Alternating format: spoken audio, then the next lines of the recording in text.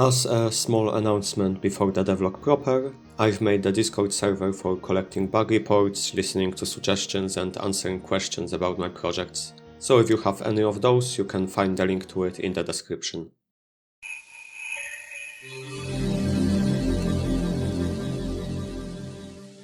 Well, I promised an update about Divine Dream in October, so this is just about my last chance to keep that. First, to give broad updates before going into the potentially spoilery details. The first week was, just as with .NET Hack, a struggle of returning to the project after a prolonged pause. I did some writing for additional dialogues for the Chapter 2 boss, but I was struggling to figure out what I was actually supposed to do next to push this project forward.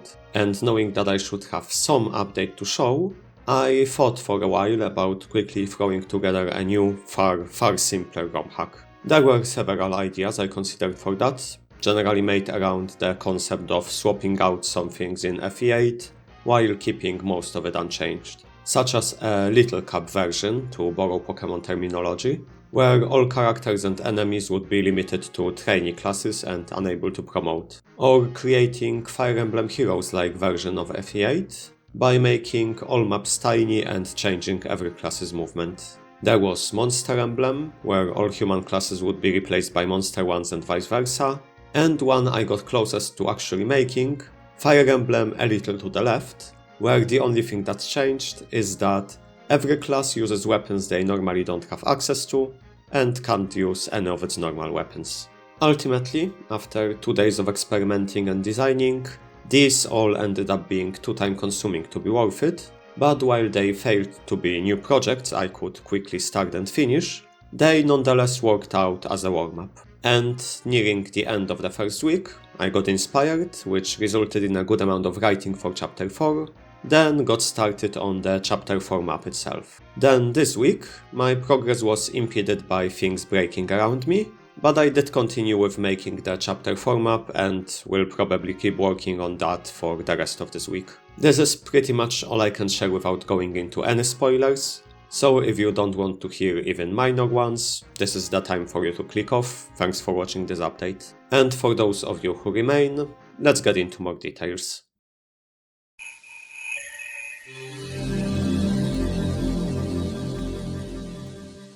As previously mentioned, pretty much the first thing that I had some success in doing was coming up with some more unique dialogues for Noctar, the Archmogul boss of Chapter 2. His whole deal is that he is clairvoyant, or at least claims to be so. So his generic boss quote mentions that his opponent's death has been foreseen, and if he fights Irma specifically, he talks about just how badly she is going to fail. Now, whether these are accurate visions of the future, or maybe educated guesses, or just straight up lies trying to demoralize the opponent, I left that somewhat ambiguous on purpose. After all, "you are going to die," without specifying a date, is hardly a prophecy, and I thought it would be cool to play with this ambiguity some more by giving him more unique dialogues for other characters. 2 of them I will include for sure. Alvis will hear how he'll be left behind, his advice tossed aside, that he won't even get a thank you for everything he's done for Ilma. And Valerie will be told about her guild's legacy, or lack thereof, how it will be forgotten and won't even leave behind the ruins it was built on. But of course, with these special conversations, the addressed character should respond. And currently I'm not sure how exactly Alvis is going to respond, but Valerie is meant to be a paragon, so not only this will fail to discourage her, but she will also make her response into a rallying speech, which will temporarily buff all nearby allies. The other 2 characters I'm considering having these special conversations for are Goitar and Hesiod, though at the moment I don't have a clear idea of what they would look like. It's possible that in the future I'll also come up with some conversations for even more of these characters, but that will have to wait for when I once again feel like I have a good grasp on who they are and what their stories should be.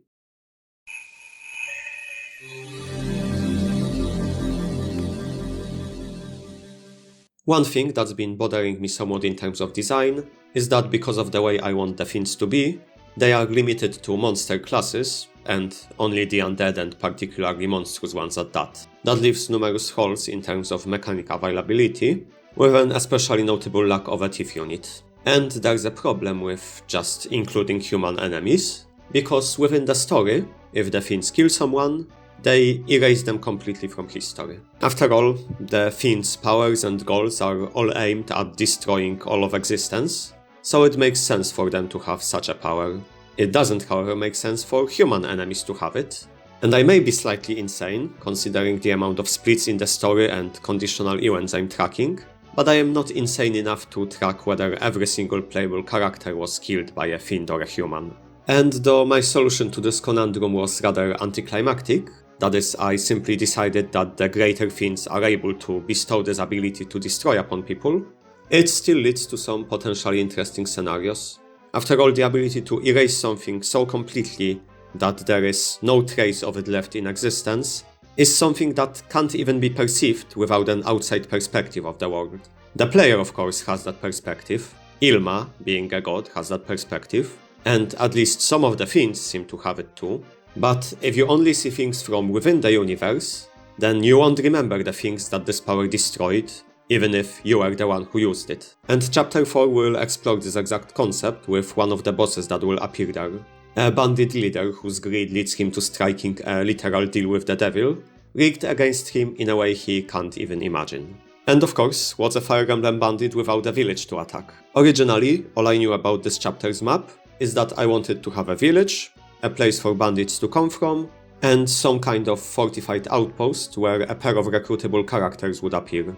This idea has evolved significantly during these 2 weeks, all centered around the core of this chapter. That is, in the opening, Ilma is creating this part of the region, but it doesn't quite go her way, and each attempt to fix things causes a new problem to appear.